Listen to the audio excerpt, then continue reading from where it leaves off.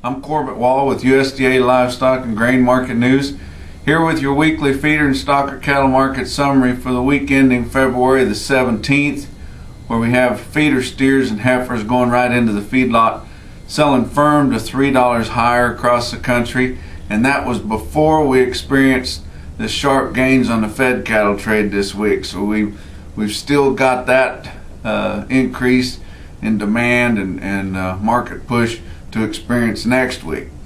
But talking about this past week, stocker cattle across the country and southeastern calves, all through the southeastern calf markets, the little sales that are tended by the order buyers and mostly shipping to the west, those cattle, those turnout type cattle, selling $2 to $6 higher.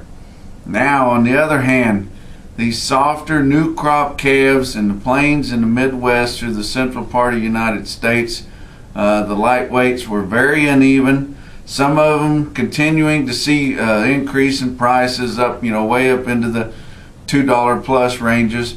But on the other hand, some of these places, several markets, including Oklahoma City, including some spots in Colorado, those new crop calves selling as much as $8 lower.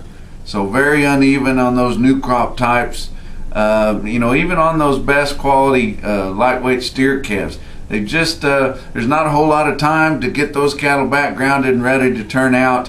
They would rather have something that's a little bit harder, longer weaned, or maybe go down to the southeast and order some calves, because they're just getting so high. And it's such a loss when you lose one of those light calves like that, costing $220, $230, $240, weighing in the 3s and 4s. Your best demand right now, by far, is for your old crop stockers through the central parts of the United States. Those, like I say, the lighter weight old crop calves, weighing in that 500 to 700 pound range there, especially if they've got a thinner type flesh condition. Especially if they've got a lot of frame to them and showing a little bit more age than they are size. That's the cattle guys want to get and process and turn right out on this early grass that we're going to see coming up. Some guys still have some wheat that'll hold them over until they can take them to grass. But all winter long we saw guys buying grass calves, and now that we're into the middle of February, when we might start seeing some grass cattle buying normally, now we're in full bloom on this stocker buying, and that'll continue right up and through March there until we get to the turnout dates and some of those major turnout places, like the Flint Hills and the Osage, and out into the foothills of the Rockies there too.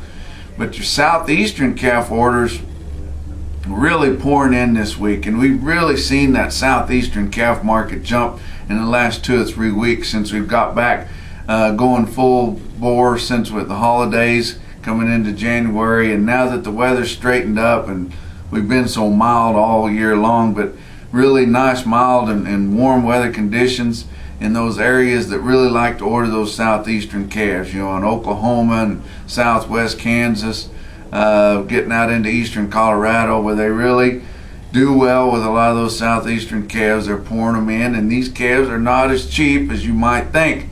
The average across the southeast on a 400 to 500 pound steer is $184.87. That's there at the sale barn. That's before freight, before commission, before any of the added expenses of processing you might have your order buyers do to those calves before they leave there. And by the time you get them home, there's nothing cheap about them. But we've seen some good rains in those places that had the worst drought last summer. Texas, Oklahoma, southwest Kansas, all in there. I mean, some nice rains. There's places in central Texas in the last few months that have seen 10, 12 inches of rain. They're getting another big rain as we speak, late this week and then through the weekend. They've got flooding warnings out in some parts of South Texas. The Texas Panhandle had a nice little snow last weekend. It's damp there again. Big rains across a lot of Oklahoma there. But we're not saying it's enough to pull them out of what you'd call drought status, but they're getting some rains, they're getting moisture in some shape, size, or form. And when this weather starts to warm up and they get some sunshine, there's going to be something green out there for cattle to eat. There was light receipts across the central and southern parts of the Midwest this week because of the weather, because of the snow, a lot of fog and just drizzling weather early in the week, going across especially Oklahoma into southern Missouri and places where the receipts were real light due to that. Just it wasn't a great weather to be trying to transport cattle into the sale barn, even though people want to sell them if they have any to sell. This week's big story, fed cattle trade. Another record. Broke the last record that we set there in late November, which would have been $1.27 and change on the average. It's going to be more than that when we get the average out for this past week. Literally on Friday, Packer bids went from 122 to 128, just like that. And when we had trade from 128 to 129.50, the 29.50 was in Texas and in western Nebraska there, but 28 plus was very prevalent all through Kansas and in eastern Nebraska there in the 3% area. Dress sales 202 to 203. This week's big sale, we picked out 5 loads of fancy steers, one deal, one consignment, Hub City Livestock in Aberdeen, South Dakota.